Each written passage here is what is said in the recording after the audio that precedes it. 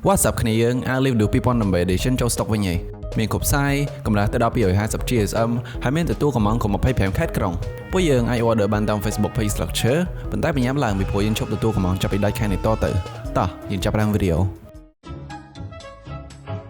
សួស្តីគ្នាយើងរីករាយបុណ្យ Halloween បុណ្យ Halloween ស្អីគ្នាយើងខ្មែរកុំចេះណាគេម្ចាស់កម្មវិធីបិទមាត់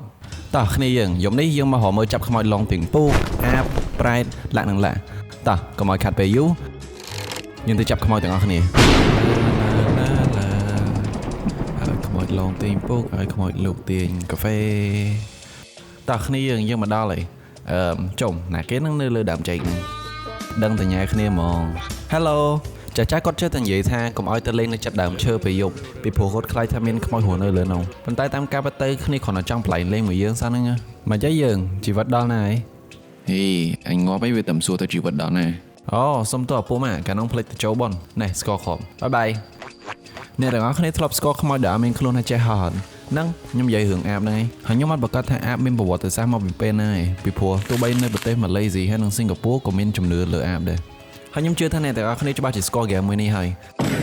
គឺ Idle Horror Game អាបអាចជាមនុស្សដែលធ្វើមន្តអាគមឬក៏មេធ្មប់ហើយកុំសួរតែខ្ញុំថាទេមិនអញ្ចឹងខ្ញុំក៏អត់ដឹងដែរនៅពេលថ្ងៃពួកគាត់ happy ប៉ុន្តែនៅពេលយប់ពួកគាត់ចាប់ផ្ដើមដកកហើយក៏ទៅស្វែងរកម្ហូបអាហារមានដូចជាឈាមសាកសពទារੂអាចច្រឡំលេមួហើយឡាននឹងឡាក់ប៉ុន្តែចូលអ្នកទាំងអស់គ្នាកុំភ័យពីព្រោះអ្វីដែលអាបខ្លាចជាងគេហ្នឹងគឺបលាលួព្រោះពួកគាត់មានតែប្រវេនបតាំងឯងអញ្ចឹងពេលមុតម្ដងឈឺខ្លាំងមែនតើប៉ុន្តែណាគេមិនឈឺពេលមុតបលាលួ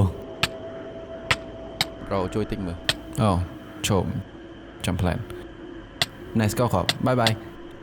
មកវិញអូខេគ្នាយើងឥឡូវយើងសុវត្ថិភាពឯងដោយសារកន្លែងនេះគឺជាវត្តអារាមឬក៏គេហៅថាពិភពលោកនៅវត្តអារាមគឺជាកន្លែងទីសក្ការៈដូច្នេះអត់មានខ្មោចប្រែតណាហ៊ានចូលមកប៉ះខ្ញុំទេប៉ុន្តែនៅចន្លោះខែកញ្ញានិងតុលាគឺជារដូវកាលភ្ជុំដែលជាហេតុនាំឲ្យនេះគេហៅថាប្រែតរៀងពួកគាត់ដូចមនុស្សចឹងប៉ុន្តែគាត់ខ្ពស់មែនទែនហើយស្គមទៀតយប់នេះគឺជាយប់ដែលគាត់រកអីហូបដែលជាថ្ងៃតែមួយគត់ដែលគាត់អាចហូបនៅក្នុងមួយឆ្នាំគឺថ្ងៃភ្ជុំមករបស់ពួកគាត់ទួយមែនទែនទួយដូចគូបញ្ចូលចឹ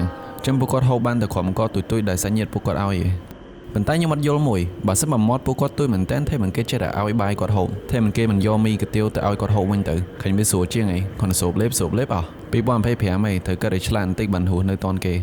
ណែស្គាល់គ្រាប់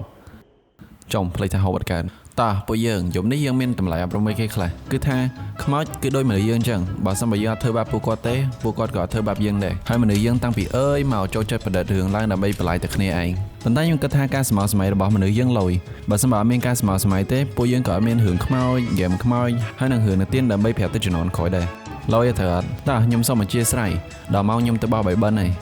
បាយបិទចំតិតលា